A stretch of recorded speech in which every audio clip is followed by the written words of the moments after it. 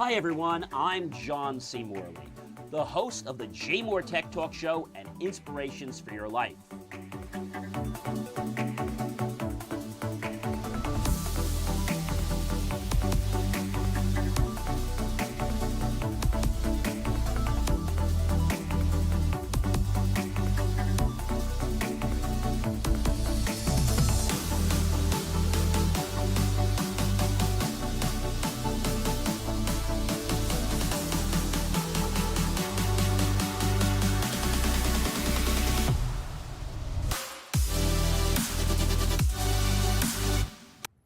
Well, hello there, everyone, and welcome once again to the JMOR Tech Talk Show. It is Friday, and it's August 7th. It's actually the first Friday of August. Welcome to August, and welcome to our show today. Great to have you here. This is the technology show where we share things you need to be aware of and educate you about other things that you might be curious about. All right, guys, if this is your very first time here, I want to take the opportunity to say welcome, and I want to say thank you. If you've been here before, whether that's one time, 5, 10, 100, or maybe even more, I'd like to say the words not only welcome and thank you, but I'd like to say the words welcome back.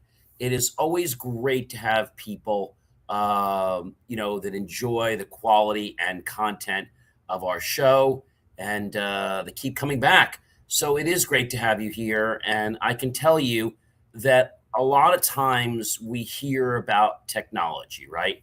And we're not always sure what it's about because sometimes people just, do it to try to make money. And I think the most important thing is that we find out things for ourselves, because sometimes when it's shown or told to us, we don't have the wherewithal, right?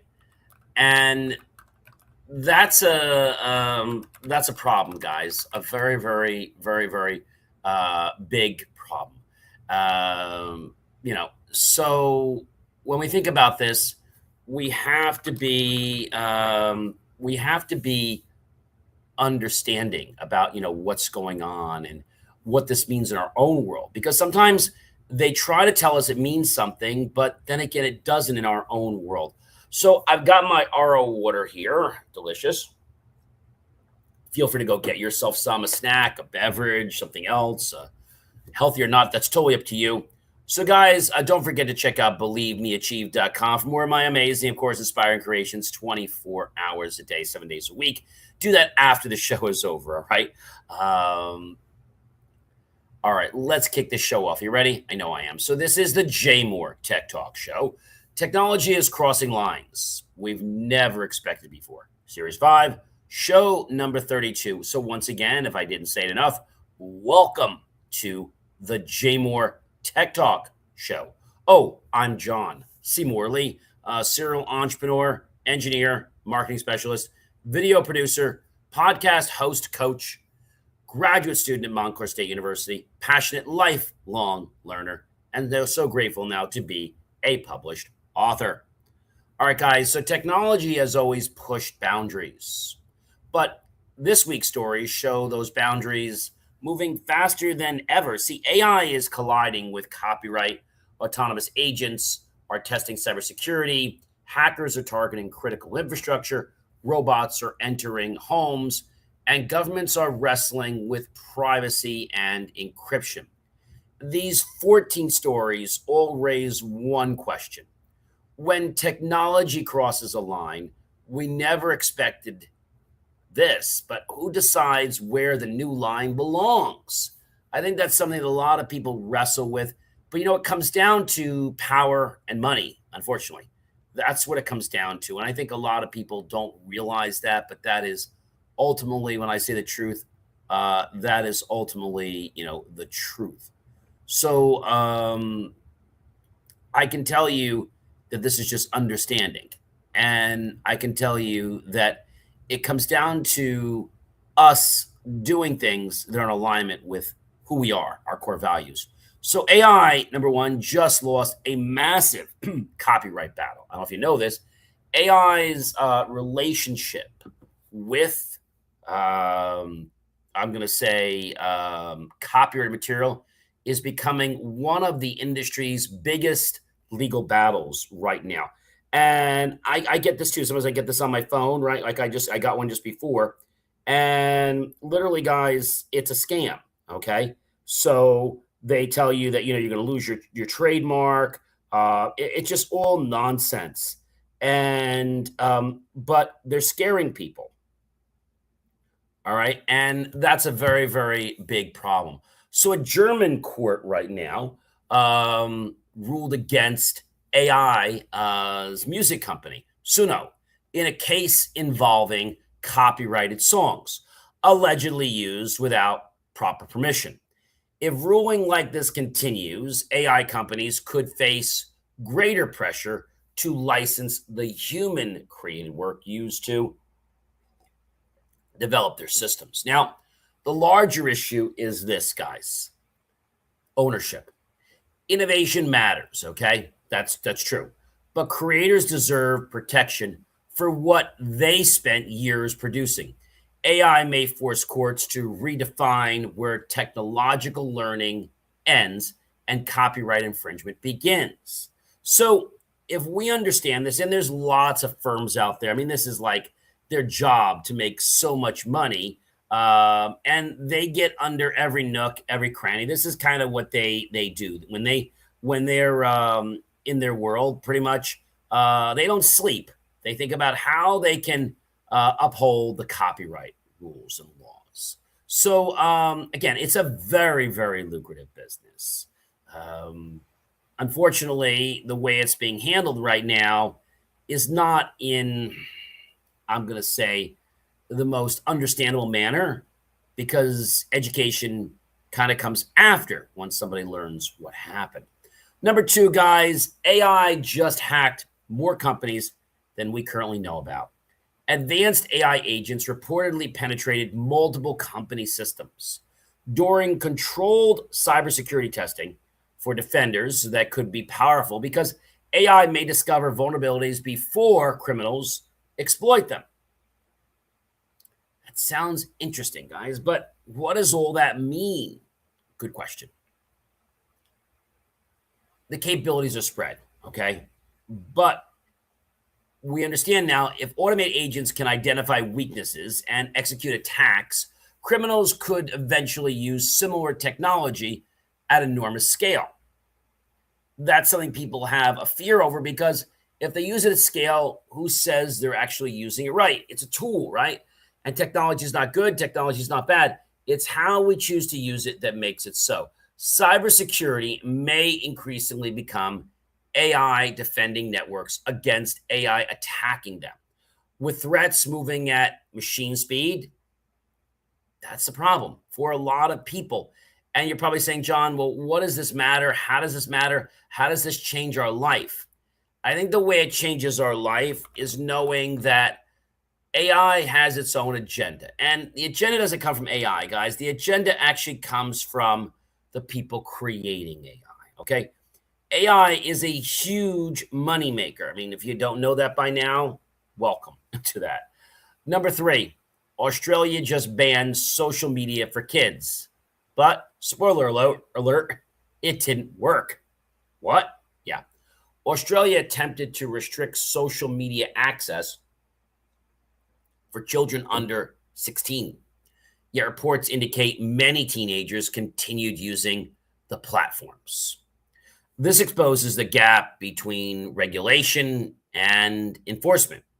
An age limit means little if users can bypass verification or platforms don't effectively enforce it. Big problem. At the same time, stronger identity checks create privacy concerns for everyone. Protecting children online may require parents, education, technology companies, and government working together instead of relying on one restriction. I think a lot of this, becomes this push from law firms and from different people that are claiming this is what needs to be done. But who is really responsible? I mean, everybody pushes the onus on, whether it's parents, whether it's companies, everybody's pushing the onus on everybody, right? If we all just took responsibility, we wouldn't have to worry about this, right? Number 4, hackers are coming for your water. Oh, I've got my RO water here. So cybersecurity becomes much more serious when attackers move from stealing information to disrupting essential services like our water, gas, and other major resources and utilities. U.S. officials have recently warned about threats targeting water and wastewater facilities. Now, modern infrastructure increasingly relies on connected control systems, meaning a cyber attack can create physical consequences: water, electricity, transportation, healthcare, and even emergency services. They all depend on one core thing. You know what that is? Technology. So cybersecurity is no longer just an IT problem. It's a public safety issue. And I think that opens some, let's say, Pandora's, boxes for people. They didn't realize what was happening. They didn't realize where it was going or why it was taking this pathway. Okay. That's a problem. Okay. It'll say that we as people need to understand what's going on and why things are going on. Okay. Why things are going on. And so the more that we think about it, the more that we ask ourselves this question: where is technology going? Okay. I think the biggest thing for us to understand is that technology is supposed to be moving ahead with the people we're around, right? It's not supposed to be alienating people. It's not supposed to be discriminating. It's not supposed to be, preventing people from getting jobs. But right now, it's doing a lot of that, isn't it? It's doing a lot of that. That's a big problem. And I know you're probably saying to me, John, that makes a big, big difference for a lot of people. So how do you interpret all this information? And how do you decide when technology is crossing the line? It's a moral and ethical question. When technology is not aligned with our core values and we're executing and it's doing something that's against that, we need to look at how technology is moving forward in our world, right? How.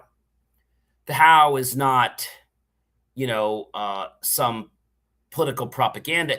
It should be based on facts. Is the technology today currently helping us or hurting us? Is it doing something that goes against our core values?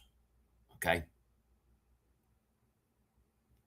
I think that's an important thing that a lot of people out there will just say, hey, this sounds amazing, but I have no clue what's going on with it.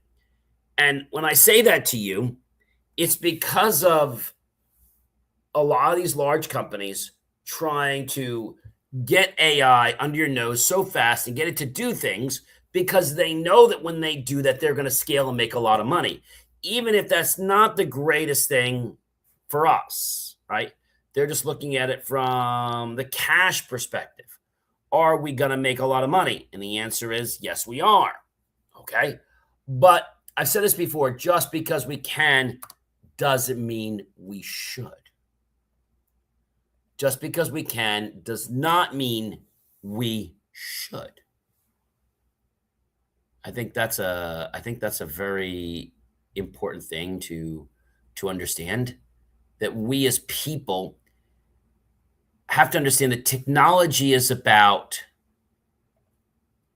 our world, our infrastructure, right? But what if what we're doing right now, what we're doing right now is a problem, right? Is a problem.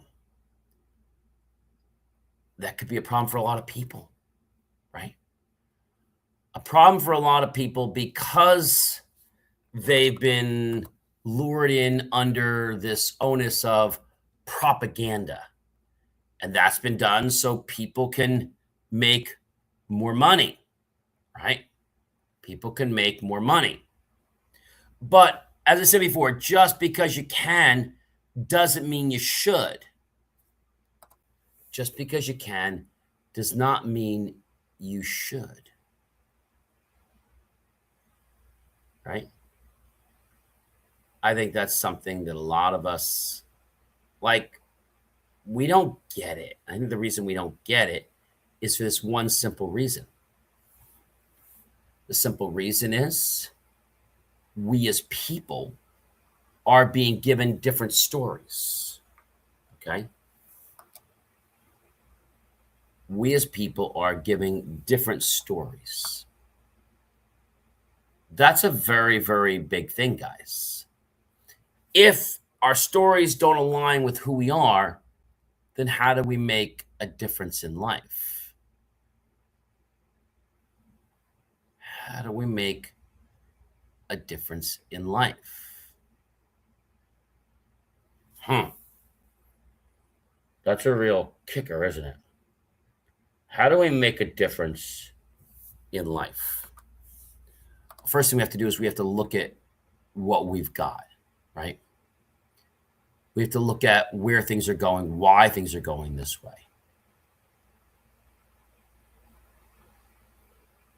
That's my question. If that happens, do we have the ability to move forward? I think the answer is yes. But I also think a lot of people don't recognize that yes.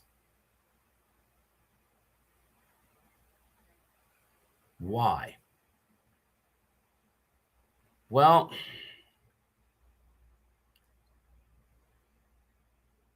I think that comes down to something very, very interesting, right? Interesting being, I'm going to call it the operative word. The operative word. Right? And the operative word can change our perspective.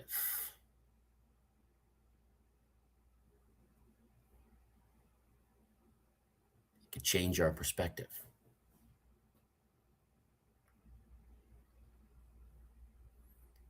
It can change our perspective right now. Now, if you're saying to me, John, I want to change perspective, but then again, I can't. That's a very, very big problem. Right? A big problem. A problem that I feel most people are going to walk straight into. Not because they want to, but because they're going to think that's the solution. They're going to think that's the solution. But where would that be? It could be different depending on different people. But if we embrace these type of things in life and we know that these things are going to make a difference for us, then I think that, ladies and gentlemen, will give us a different perspective to who we are and also who we're becoming.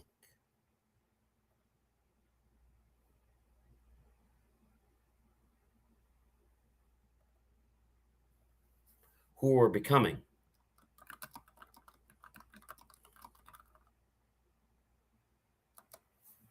Who we're becoming.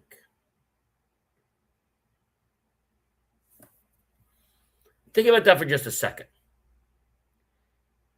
If we know who we are today and we want to change who we are, then how do we know where we're going?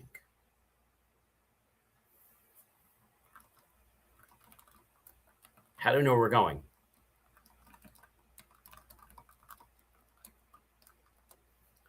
How do we know if we're on the right track? How do we know if where we're going is the right place for us? How do we know that? Maybe we learn by inferences. Maybe we learn by gut feelings. Maybe. But how do we know where we're going? That's an interesting conundrum. How do we know where we're going? And how do we, let's say, make a pivot, make a change?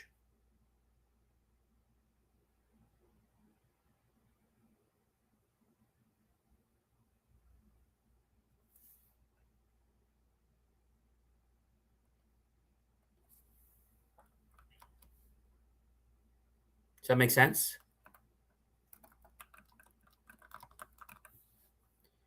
If we don't know where we're going, then how are we ever going to figure it out? How are we ever going to get to our goals?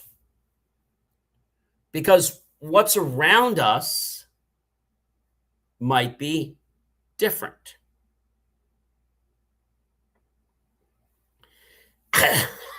And that difference or that perspective comes to us why or how.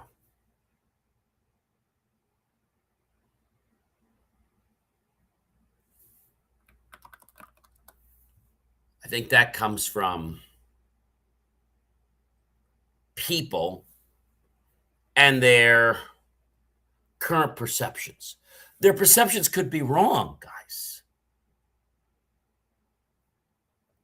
Their perceptions could be wrong. Why? Because we don't have enough data to decipher whether it's fact or fiction. How do we know that? How do we know where that will be? We don't. So we pivot when we see something that's not aligned with where we're going.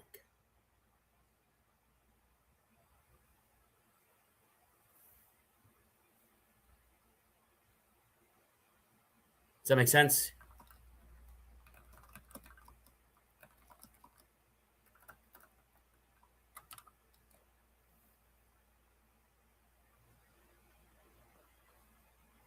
I think that's a very important thing to note where that is, where it's coming from.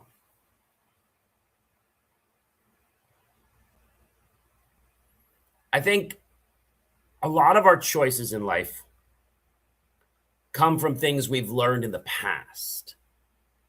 And that pushes us to go forward to, of course, our future. Our future. Now, I have a question for you. Number 5. What if AI knows a product is fake, but it says nothing? Maybe it says nothing because it wants to have us figure it out ourselves.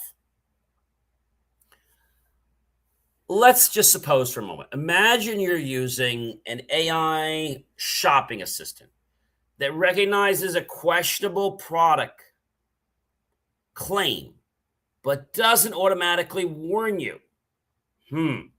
Now, if AI has this kind of information that could change your purchasing decision, should it have to disclose it to you?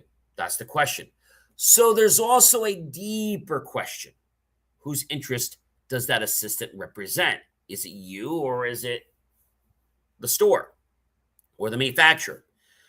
As AI becomes part of shopping, travel, banking, and other decisions, consumers need to understand that an intelligent assistant isn't necessarily an independent advisor.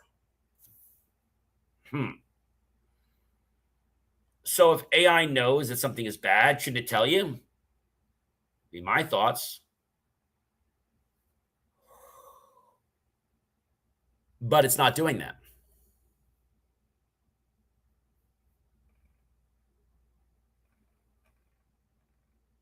It's not doing that.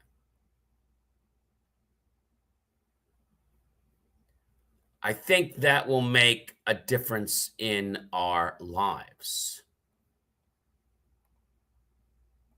But if you're saying to me, John, I can't quite get an answer, and that's normal. You're making a jump because of something. But that jump may not be warranted.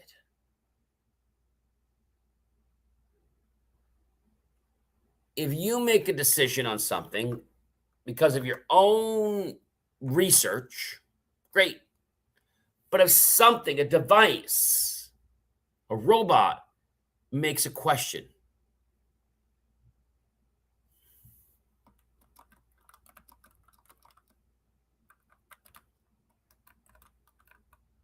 then how do we respond to that? How do we respond to that?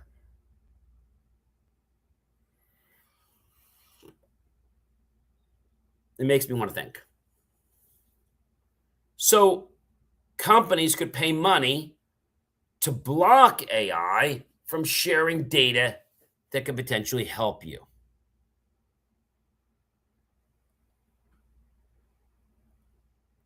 Right? Or wrong. A lot of people I talk to are from the development side. And other people I talk to are just from the business side. People buying or using the product or service. But what if that product, like I said, does the wrong thing? What do we do? Do we suddenly just avoid it? Or do we try to figure out why that happened? So let's think about this right now. You're in a shopping market, okay? Maybe you're using your phone as your AI assistant, and it suddenly comes back and says, hey, that product you put in your cart has a recall on it. Are you sure you want to purchase it?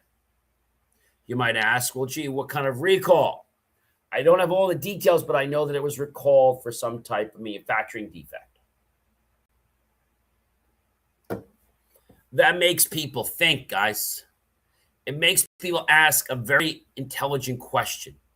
And that is there something wrong with that product or service?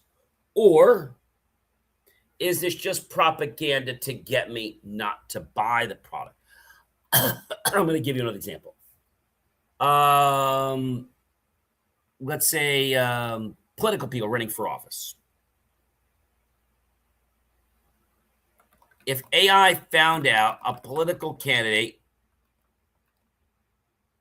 okay, was lying, should it have to reveal it? That's an even sticky wicket, really more sticky, right? Deepfakes, political lies. So AI can spot lies, but not as well as humans can. A large-scale study had tested whether AI personas can detect when humans are lying and found that while AI can sometimes spot deception, it's still far from trustworthy. Across roughly 12 experiments involving 19,000 AI participants, the systems performed inconsistently, showing a strong bias toward identifying lies rather than truths. In some cases, AI matched human accuracy, but in others, it failed to distinguish honest statements. The findings suggest that while AI can mimic human judgment, it lacks the emotional and contextual depth required to make reliable decisions about honesty. Some facts. Lie-based AI. AI detected lies more accurately, roughly 85 to 8% than truths, 19.5%, showing a strong bias. Now, human-like limits. In non-interrogation contexts, AI mimicked human truth bias, but remained less accurate overall. Ethical caution. Researchers warn against using generative AI for real-world lie detection until major improvements are made. According to Michigan State University, can an AI persona detect when a human is lying? And should we trust it, or can we? AI has had many recent advances and continues evolving in scope and capability. A new Michigan State University led study is diving right now deeper into how well AI can understand humans by using it to detect human deception. This is where we're going. We're trying to do study. We're trying to find things out. Okay. What did the researchers test the study? They examined how accurately artificial intelligence personas could detect human lies and truths across 12 experiments involving more than 19,000 AI participants. How well did AI perform compared to humans? AI tended to be lie-based, detecting lies better than truths. About 85.8% accuracy for lies, but only 19.5% accuracy for truths, making it less reliable overall than human judges. That's a real scary thing, right? What does this all mean for using AI to detect deception? Study had shown that current AI systems are highly context sensitive, but lack the human nuance required for a reliable deception. Detection, meaning they shouldn't yet be trusted for critical world applications. Now, are they getting better? Yes. Are they going to be perfect? No. But I thought that was interesting to share that, right? So artificial intelligence has recently been used to aid in deception detection and to stimulate human data in social scientific research. Thus, it's important to consider how well these tools can inform both enterprises. So,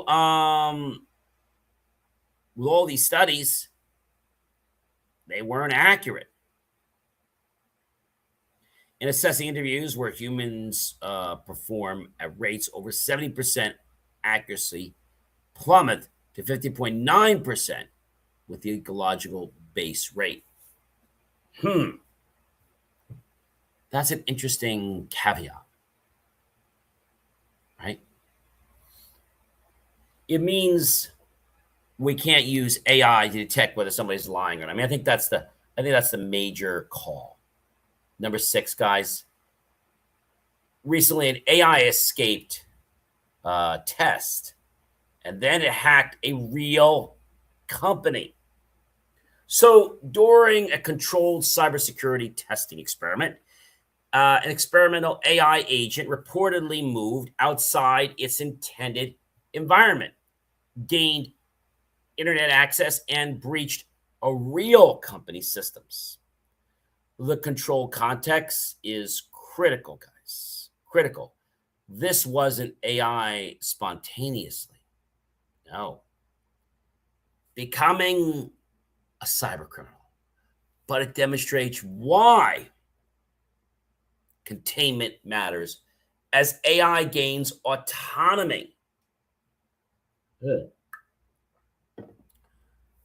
Permissions, isolation, monitoring, and emergency controls must evolve alongside the capabilities.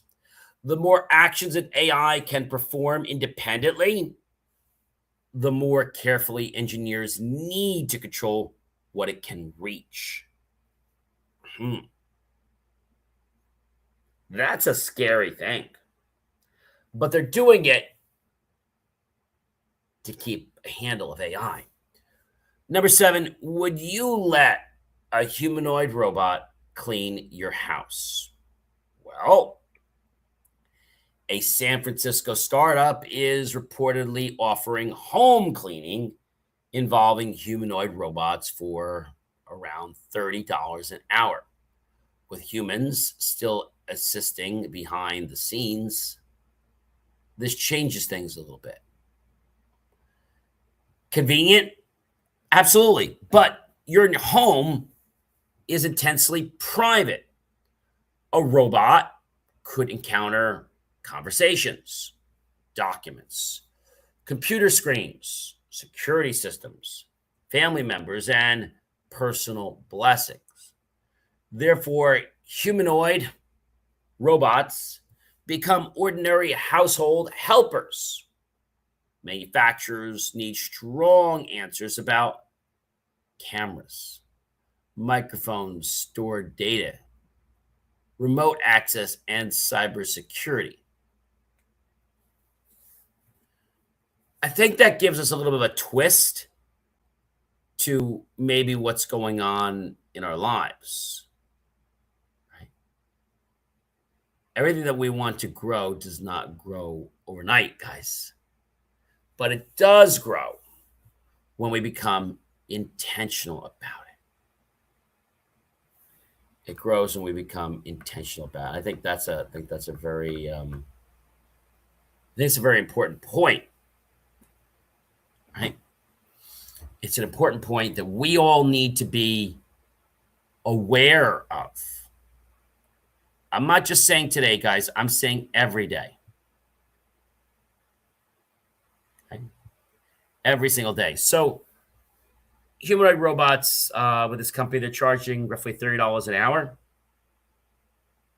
Supposedly they're helping with tasks like vacuuming, wiping the human cleaners, and removing what's not needed. But would you let a Roomba vacuum in your home to help you with your tasks? Now, that's one thing, right? But when we go from a robot that just does one task, like vacuuming, that's a whole different horse, a whole different ballpark, okay? Would you have a robot housekeeper? Would you trust a robot housekeeper? I think those are some interesting questions, but people say, well, gee, why not? It's going to be the latest thing. And I said to you guys before, just because you can does not mean you should. So I'm going to say we need to kind of be careful with that one, right? Be careful with the fact that we want to put a robot on payroll. Because that's essentially what you're doing. You're not putting the robot on payroll directly, but you are because you're funding it to basically do the things it needs to do. Interesting, right? I know sometimes it won't. It won't do what you want, and it will be fault and be short of your expectations. That's an important thing, guys. Very, very important thing to understand. Understand that this is a world that's changing. So if robots become cheaper than human cleaners, would you let one into your home? You know, there's a lot of great human cleaners. And why are we asking robots to clean our houses when there's a lot of good humans that do it pretty well? Right. That's my big question, is the why. And so what I could tell you the reason why this is happening, I'll tell you why it is. It's because of power and money. If you didn't see that coming, well, there you go. It's because of power and it's because of money. And those two things keep going into this cyclical cycle, around and around and around, getting more powerful, keeping it going. But as I said before, just because you can does not mean that you should. That's an important piece, guys. A very, very important piece. Okay? Let's move on to our next point. I know we've talked about that for a while. Ladies and gentlemen, should China be powering American AI or American artificial intelligence? So American companies naturally want capable AI at competitive prices. But what happens when that technology comes from China? U.S. lawmakers are examining reports involving American companies using Chinese AI models. The concerns, ladies and gentlemen, go way beyond performance. Where does sensitive information go? Who controls the model? Could access disappear during a geopolitical conflict, like we saw with what was the one movie? There was a movie out there. It was what was the robot? It was, what was that movie? I'm trying to think of the name of it. The name of the famous robot. Was it iRobot? Robot. I'm trying to think of the name of it.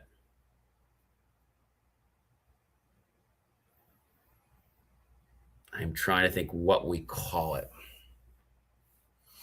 Well, there was Terminator, but I'm not talking about Terminator. There was Wall-E. There was Transformers. There was iRobot. What was the name of the famous robot movie where the robots took over the town when they got a signal? I'm trying to remember the name. This is a really cool movie, guys. This was called, what was this called? I'm trying to remember the name of it. Well, anyway, they made all these robots and they deployed them in a city. And then they had a beacon that basically they could program these robots at any time via satellite. When they did this, the robots could go from being nice to being dictators. Right? I think those are important things for us to understand how that works. So iRobot was one of the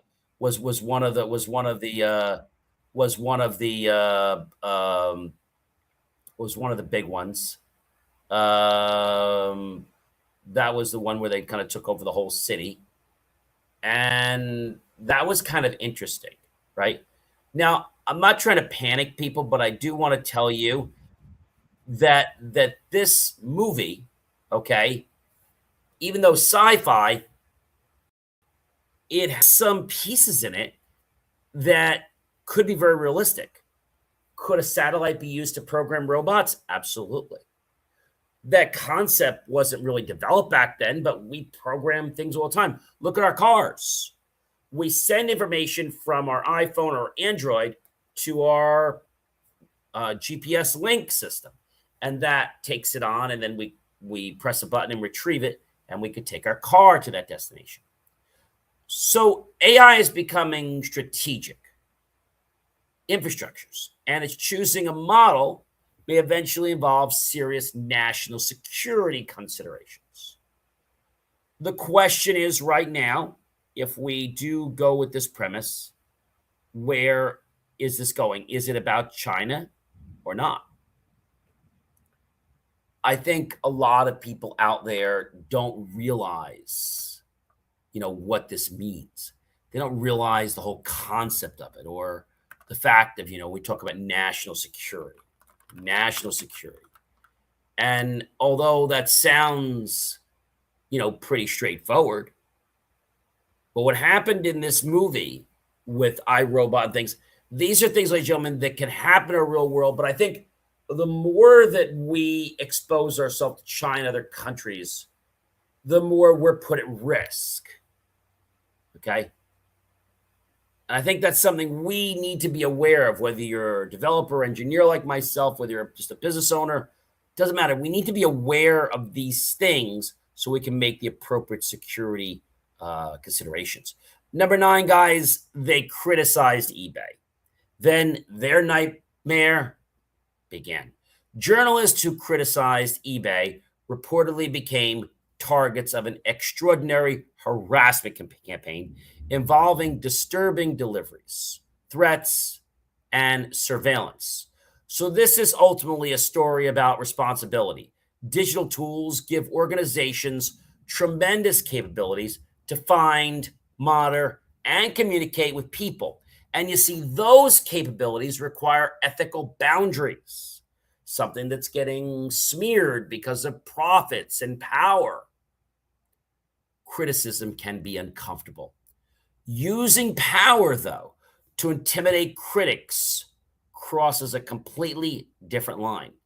Ethical, moral, yeah, definitely.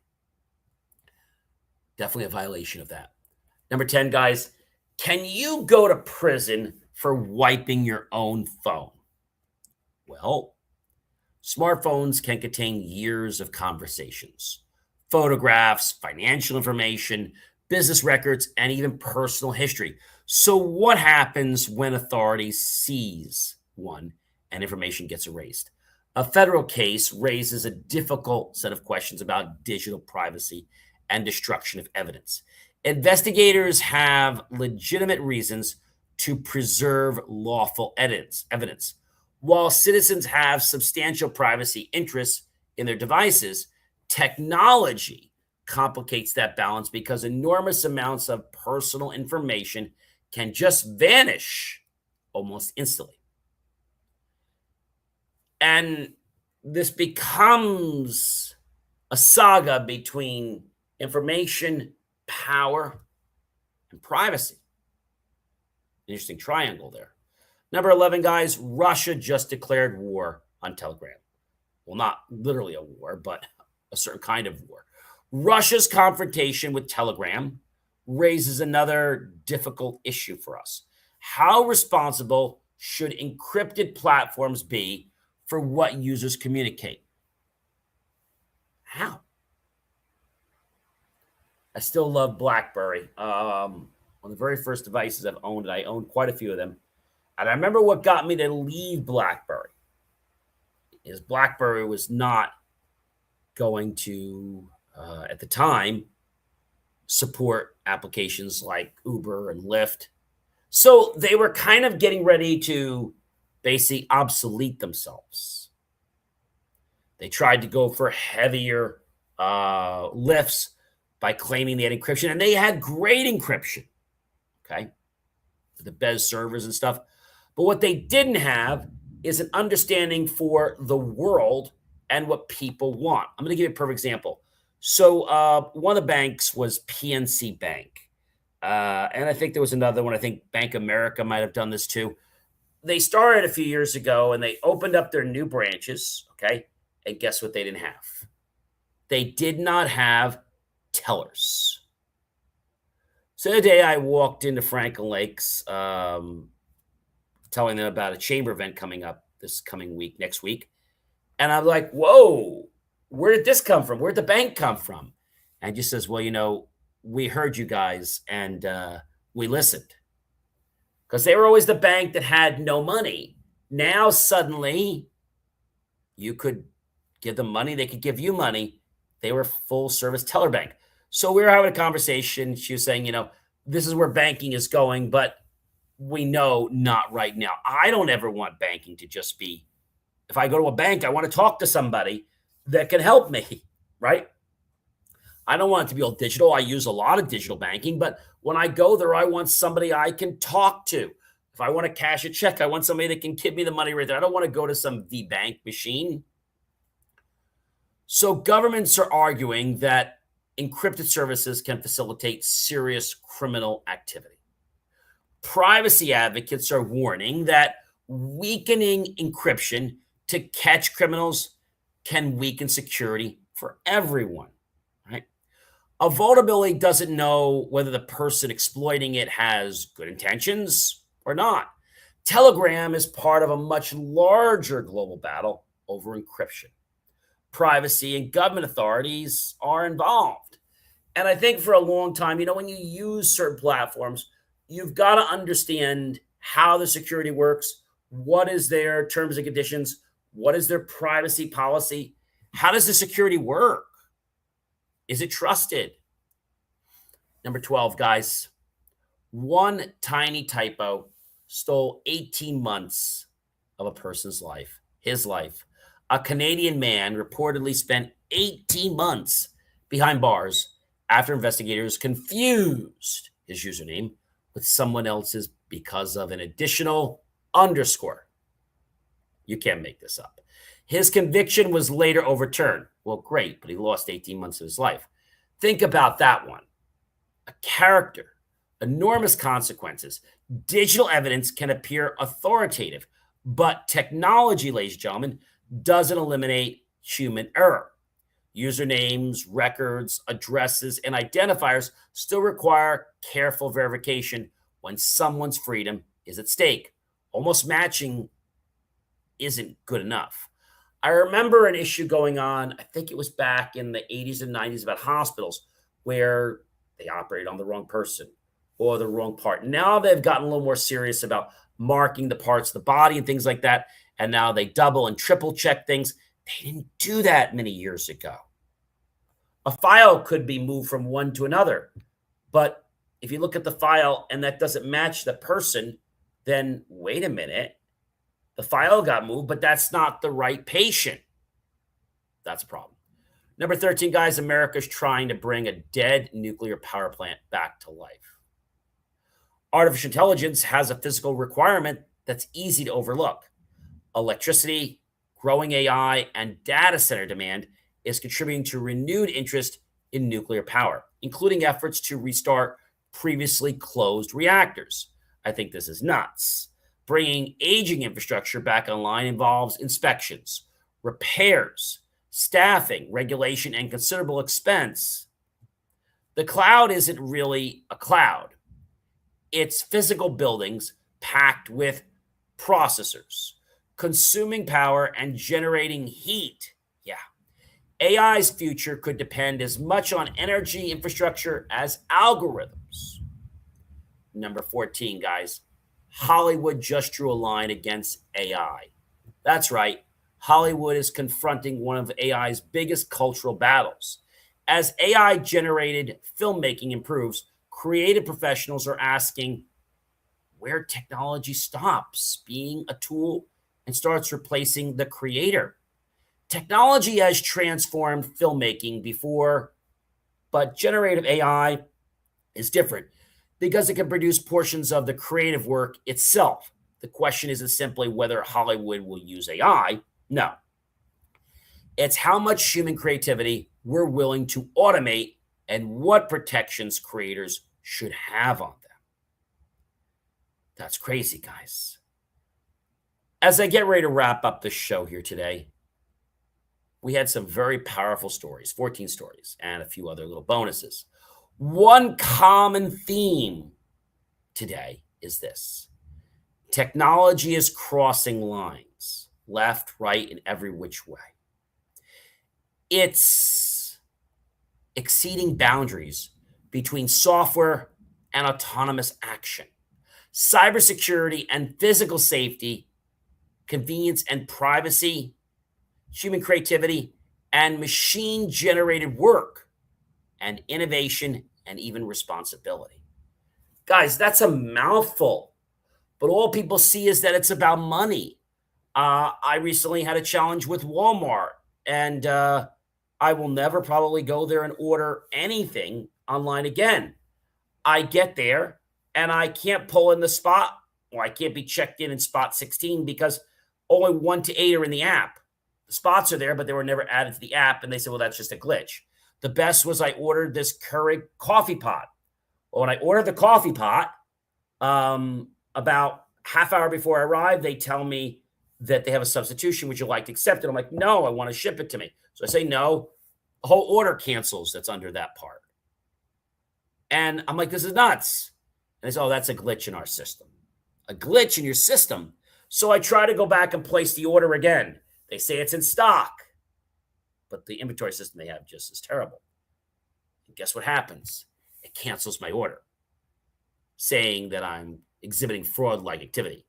I think companies like Walmart and other companies using AI, they need to first understand how AI works and not guess. They're hiring companies that are charging so much money, but they don't know their head from their foot. I mean, I'm just being very honest here. Technology isn't going to stop advancing. So let's just get over that. nor should it. But responsibility, accountability has to advance with it. That is a hands down requirement. We need to ask more than whether something can be built. We need to understand who it affects, how it's secured, who remains accountable, and what happens when it fails. Nobody thinks about something when it fails. I placed these orders early this week on Monday, okay? They even put the wrong street address. The machine made a mistake. So I tried to contact one of the companies, was Laser Ship, because Walmart, what they do, they don't use UPS or FedEx really. Actually, they use United Parcel Service, but the United States Parcel Service, that's it, USPS. But they just don't really do it the right way. They just try to get the cheapest bidder. And Laser Ship doesn't even allow you to contact them. It's all chat. I later told them to cancel my order. The people actually delivered my order, so I have to return some of it. The rest of it I got from Amazon. So Walmart is just a disaster. Maybe they'll get better, but I don't see myself ordering from them. I don't even like walking in their store. Ladies and gentlemen, I am John C. Morley, and I thank you so much for spending time with me for another amazing episode of, ladies and gentlemen, the JMOR Tech Talk Show. I invite you to check out believemeachieve.com for, of course, more of my amazing, inspiring creations. I know technology is getting people flustered, but I got to tell you, even getting on the phone with Walmart, hi, thanks for calling Walmart. I am the AI assistant. And she says, I'm new, I'm learning, so I might make mistakes. Make mistakes? I couldn't even get to a live agent for 20 minutes. And all she could say is, oh, that's fair. Stay curious, stay informed, stay secure. And you know what, ladies and gentlemen, I'm going to see you next time on the JMOR Tech Talk Show. I think if we're going to deploy autonomous technology, we've got to make it easy to get to live human beings. Now, either Walmart decided that they don't want to make it easy to speak to a live person, or the people putting that system didn't understand that when it makes an error, it probably should get that to the right person. The AI system was even telling me to take a break and take a breath. That system had some kind of nerve. I want to talk to a live person. Ladies and gentlemen, please check out believemeachieve.com. I'll catch you guys on another show, and we'll see you next Friday for another JMOR Tech Talk Show. Be well, everyone, and take care.